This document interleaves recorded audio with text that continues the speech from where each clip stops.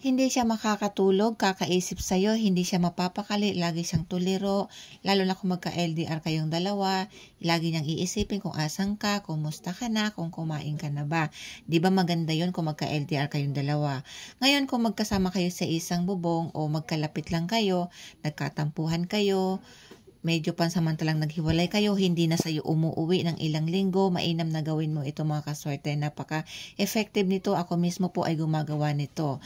Kumuha ka lang ng bawang, pumili ka ng malusog na bawang mo nang itong babalitin. Pagkatapos, hilingin mo dito sa bawang, ibulong mo dito sa bawang ng 11 times ang pangalan niya plus ang iyong intention. Halimbawa, Juan Luna, lagi mo akong iisipin. Juan Luna, lagi mo akong iisipin. Depende po kung ano yung gusto mong mangyari. Kung ano yung gusto mong maging ugali ng partner mo sa iyo na lagi kang iisipin, hindi siya makakatulog. So, halimbawa, ganon.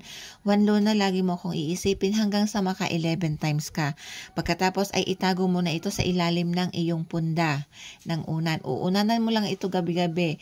Bago ka matulog, tatapikin mo yung unan ng 3 beses.